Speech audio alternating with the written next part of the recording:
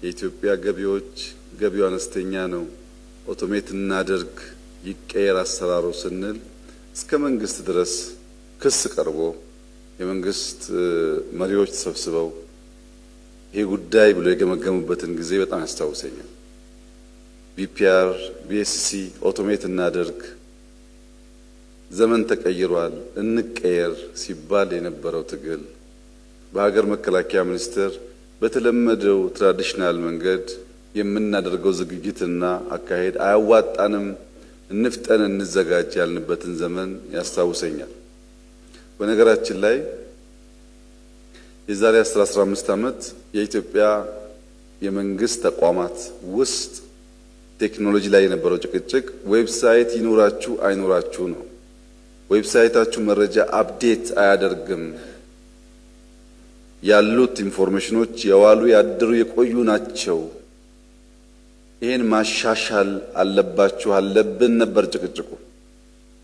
ከዚያ ወጥተን የሲቪል ሰርቪስ የሚባለው የመንግስት ቁልፍ አገልግሎት ሰጪ ተቋም ህዝብን በብዙ መንገድ ያስመረረ ተቀይሮ አሁን ባለበት ሁኔታ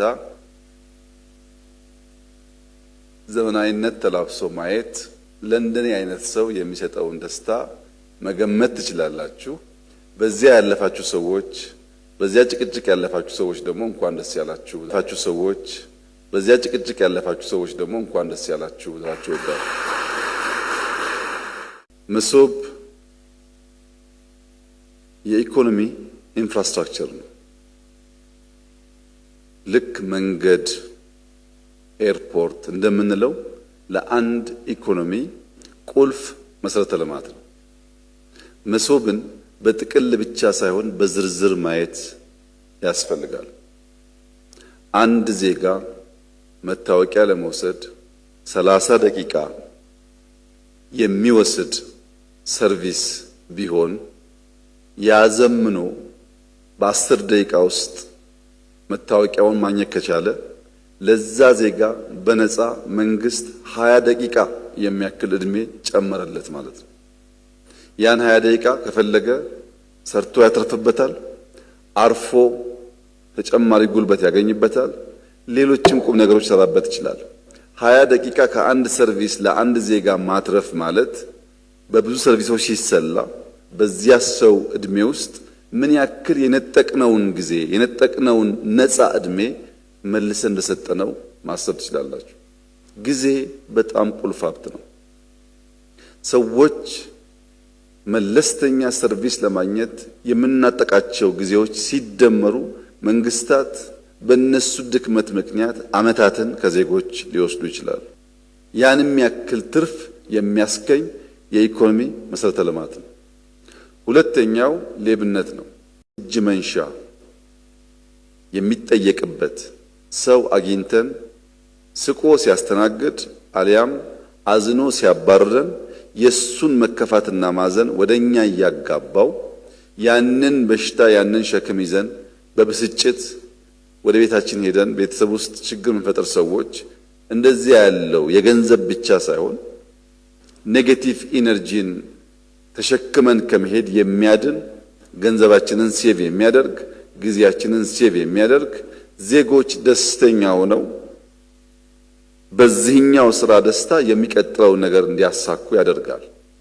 ወረስት ኬስ ሲናሪዮ ደግሞ ብንወስድ አንድ ሰው ሰርቪስ ሊወስድ መጥቶ መታወቂያ ሰጪው አበሳጭቶት ካልከፈልከኝ አልሰጥህም ብሎት አስከፍቶት በብስጭት ሄዶ መኪና አስነስቶ ሊጋጭ ሊገድል ሊሞትም ይችላል።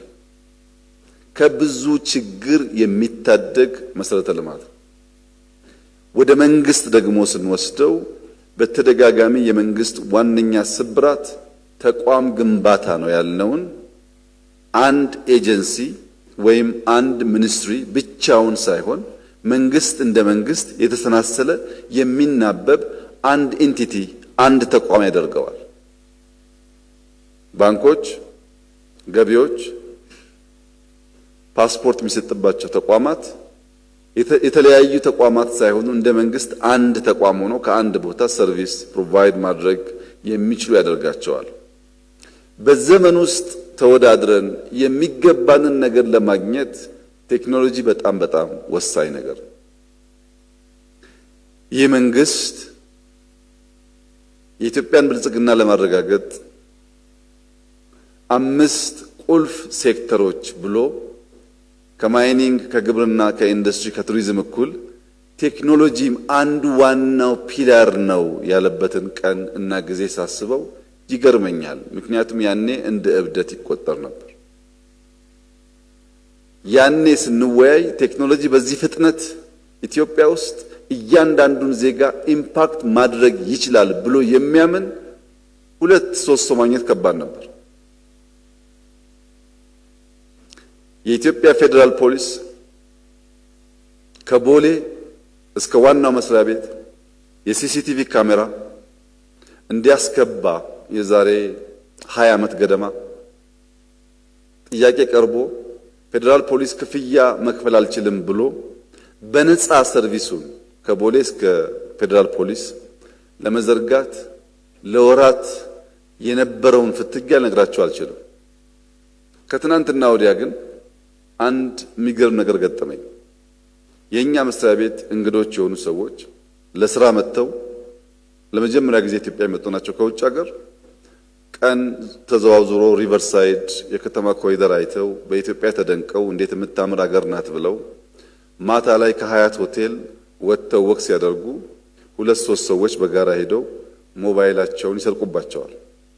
ቀኑ ሙሉ ሲያደንቁ ሲያመሰግኑ ነበር የዋሉት ልጆቹ። ማታ 4 ሰዓት ገደማ ሞባይል ተወሰደባቸው። 4 ሰዓት ከ5 4 ሰዓት ከ10 ለአዲስ አበባ ፖሊስ ተደወለላቸው።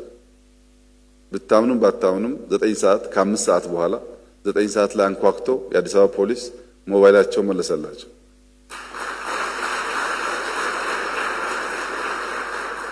ኢትዮጵያን በመንገድ ንጽህናዋ በኮሪደሯ በተከለችው ዛፍ ነበር ስናደንቅ የዋል ነው። ይሄንን ተአምር ግን አልጠበቅንም። እንኳን በነፃ አንኳኩቶ በራችን የሚያመጣ ፖሊስ ገንዘብ ተደራድረን ከፍለን እንኳን መልሰን ስልካችን እናገኛለን ብለን አልገመትንም ብለው ደስተኝነታቸውን ሲገልጹልኝ የኔ እንግዶች ናቸው። እንኳንም ያኔ ሲሲቲቪ ያጨቃጨቀን፣ እንኳንም ያኔ ለምነን ተለቅተን ሰራ ነው። ለሌሎች አይደለም ለኔ መልሶ ከፈለኝ ነገርየው ማለት ነው። እያየው በቅርቡ የቢሾፍቱ ኤርፖርት ስንጎበኝ ቨርቹዋሊ በዳሽቦርድ ፕሮጀክት እንዴት መከታተል እንደሚቻል እንዳየን ስንናገርም ሰምታችሁ ይሆናል። እዛ ያስደነቀኝ አንድ ነገር በኮንስትራክሽን ዘርፍ ቴክኖሎጂ መጠቀም ከማሽነሪዎች ውጭ አስቸጋሪ ነው። ማለት ዲጂታል ቴክኖሎጂ አይጠቀምም። የቢሾፍቱ ኤርፖርት ስትሄዱ የምታዩት ግን የተለየ ነገር ነው። እያንዳንዱ ግሬደር፣ እያንዳንዱ ዶዘር፣ እዛ ያለ ትላልቅ ማሽነሪስ በኤአይ ሰፖርት ይደረጋሉ። ለምሳሌ አንድ ጎርጓዳ ቦታ ያለው ኮትቻ አፈር ተነስቶ ሴሌክትድ ማቴሪያል የሚባለው ገብቶ ሲደመደም ሲደለደል በቤስ ኮርስ ደረጃ ስራው ካለቀ ኮንትራክተሩ ስራውን አቁሞ ሌላ ሱፐርቫይዘር ወይም ሌላ ኃይል መጥቶ በሚፈለገው ልክ ጥንካሬ መኖሩን መጠቅጠቁን ያይ ነበር። ታውቃላችሁ።